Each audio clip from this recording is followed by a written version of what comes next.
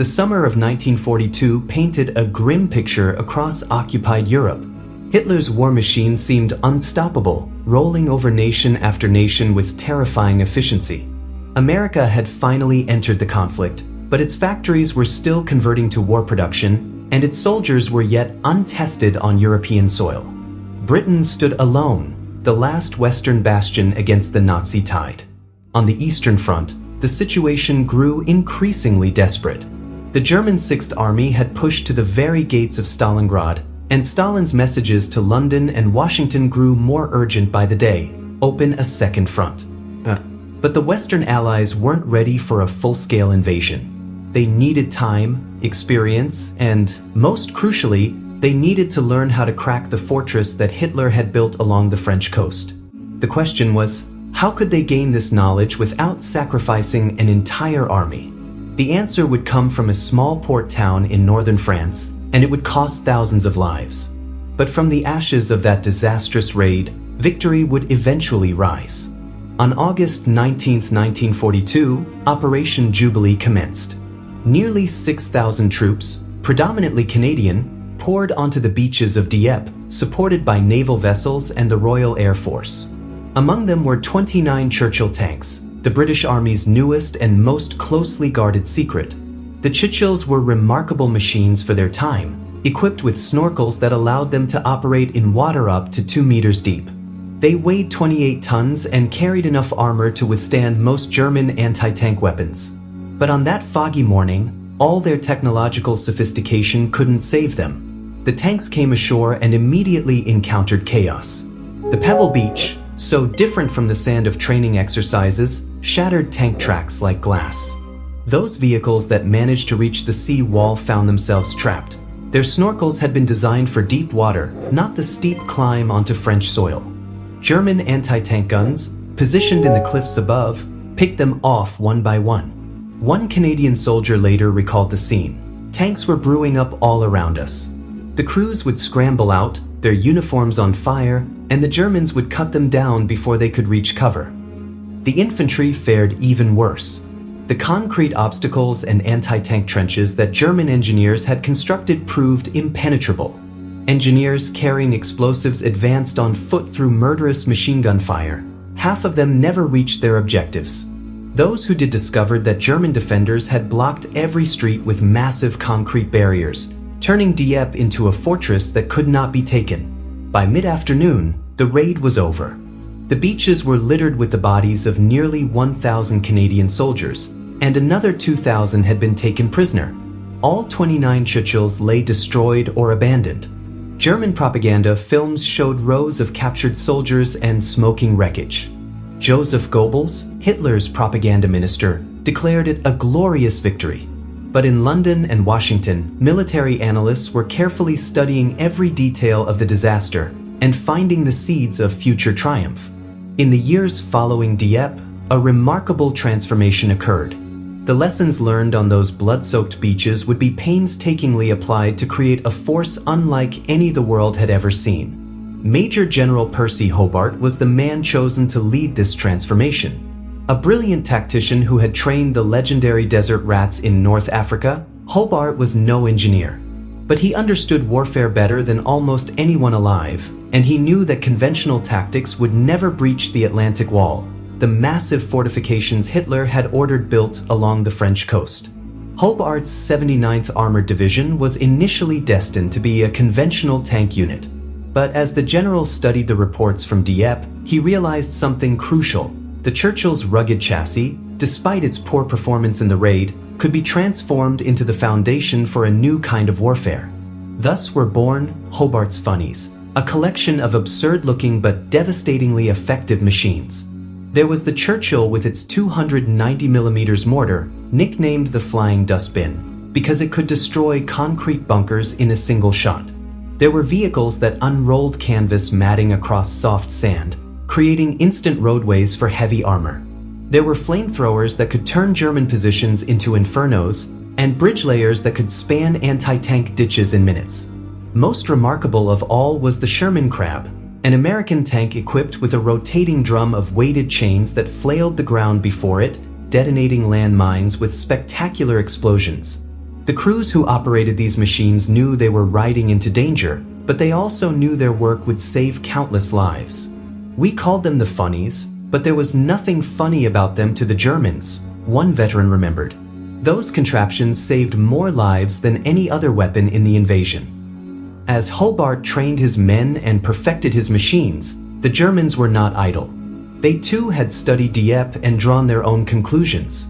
Field Marshal Erwin Rommel, the legendary Desert Fox, who had fought the British so brilliantly in North Africa, was placed in command of the Atlantic Wall defenses.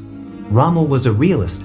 He knew that the Allies would come, and he knew that if they established a beachhead, the war would be lost. "The first 24 hours will be decisive," he told his officers. "If the enemy is still on the beaches by nightfall, the invasion has succeeded." His plan was brutally simple: turn the beaches into killing zones. Millions of mines were laid, so many that 1 in 10 soldiers manning the defenses was actually a Russian or Polish conscript forced into German service. Concrete obstacles were placed in the water, designed to tear the bottoms out of landing craft. Heavy guns were positioned in fortified bunkers, their fields of fire pre-calculated to cover every inch of sand. Rommel boasted that the Atlantic Wall was impregnable, but he had not yet seen Hobart's Funnies. June 6, 1944, dawned gray and windy across the English Channel. The largest invasion fleet in human history, over 5,000 ships and 160,000 men, approached the French coast. In the skies above, 5,000 Allied aircraft faced only 119 German planes. The Allies had achieved total air superiority, and they intended to use it. The first wave came ashore at beaches codenamed Utah, Omaha, Gold, Juno, and Sword. The results would vary dramatically from one beach to another. At Omaha Beach, the Americans had refused Hobart's Funnies. American General Omar Bradley reportedly dismissed the specialized vehicles as unnecessary. The consequences were catastrophic. Of 30 amphibious tanks launched into the rough seas, 28 sank before reaching shore. Their crews drowned inside their vehicles, and the infantry arrived without armored support. The Germans had dug in deep on Omaha. From fortified positions in the bluffs above the beach, machine guns and artillery rained death on the Americans struggling through the surf. By nightfall, the beach was a slaughterhouse. But through incredible courage and determination, the Americans held on. The British and Canadians, however, had Hobart's Funnies. At Sword Beach, 31 of 34 tanks reached shore and immediately went to work. The crabs cleared paths through the minefields. The flying dustbins destroyed bunkers. Flamethrowers turned German positions into incinerators. One Canadian officer described the scene. It was organized chaos. The Funnies would clear a path, the infantry would follow, and then the next wave would come through. The Germans couldn't stop it. They were overwhelmed. At Juno Beach, the Canadians fought with particular ferocity. The Germans had prepared their defenses well, but they had not prepared for the Churchill crocodile, which could project a jet of flaming fuel across 100 meters of open ground. When the crocodiles advanced, the Germans broke. Those who didn't surrender were burned out of their positions. By the end of the first day, the Allies had achieved most of their objectives. But one critical goal had not been reached: Caen. The ancient city, which should have been in Allied hands by June 7th, would remain German for 6 more weeks. Caen's resistance was the result of the Normandy bocage, a landscape of tiny fields and centuries-old hedgerows that had been plowed and replanted for 1,000 years. The result was a maze of tiny compartments, each surrounded by thick earthen walls topped with tangled vegetation. To an advancing army, the bocage was a nightmare. Tanks could see only meters ahead. Anti-tank guns could hide behind any hedge. Progress was measured in yards, not miles. The British 7th Armored Division, the Desert Rats, found this out the hard way. On June 12th, they were ordered to sweep south of Caen and capture the town of Villers-Bocage. The operation began well enough, but then the Germans counterattacked. The lead elements of the British column were advancing through the town when they encountered something that would become legendary: the Tiger tanks of the 101st Heavy Battalion, commanded by SS Hauptsturmführer Michael Wittmann. In a single afternoon, Wittmann and his crew destroyed virtually the entire British force, over 60 tanks and numerous other vehicles. It was like a giant playing with toys, one British soldier later recalled. The Cromwells were no match for the Tigers. Our shells would bounce off their armor, and they'd just keep coming. The Desert Rats had been defeated, and the German defenders of Caen had gained another 3 weeks of life. Montgomery, commanding the Allied ground forces, knew that Caen had to fall. On July 17th, he launched Operation Goodwood, the most ambitious offensive yet attempted. Over 750 tanks would advance against the German positions south of Caen, supported by massive aerial and naval bombardment. The preliminary bombardment was the most intense of the entire war. Veterans of the Eastern Front, men who had survived Stalingrad and Kursk, said they had never seen anything like it.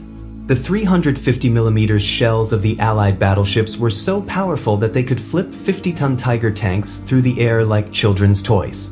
But even this apocalypse wasn't enough to break the German defenders.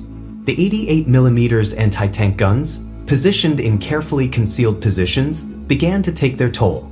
By the end of the first day, the Allies had lost 200 tanks. Caen's southern heights remained in German hands. Goodwood was a failure in tactical terms.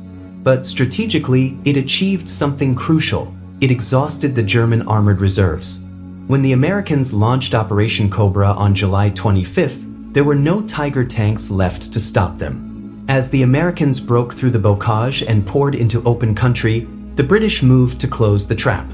In what would become known as the Falaise Pocket, the Allies encircled the remnants of the German forces in Normandy.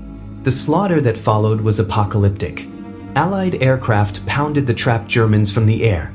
Tanks and infantry attacked from all sides.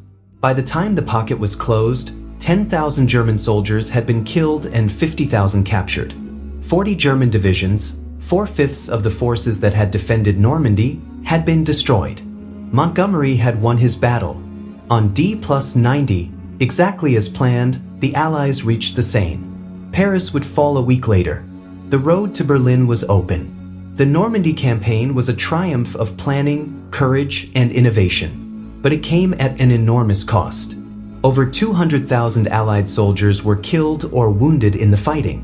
The French civilian population suffered terribly, caught between two armies in a war of annihilation.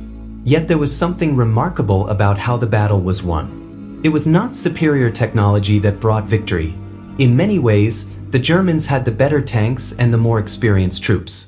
It was not pure numerical superiority, although the Allies did have more men and material. What made the difference was the willingness to learn. The disaster at Dieppe could have been a bitter defeat, a cautionary tale about the perils of amphibious assault. Instead, it was transformed into the forge of victory. The lessons learned on those blood-soaked beaches shaped the outcome of the most important campaign of the 20th century. And when the final victory came, it was fitting that the men who had suffered so terribly at Dieppe were at the forefront. The Canadians, who had lost so many of their sons in that doomed raid, were among the first to enter Caen. They had paid the price of the lesson, and now they were reaping the reward. In the end, it was not the Funnies or the tanks or the planes that won the battle. It was the men who crewed those machines, the men who had learned from their failures and refused to accept defeat. They had stared into the abyss and emerged stronger. That was the true legacy of Dieppe, and it would carry the Allies all the way to Berlin.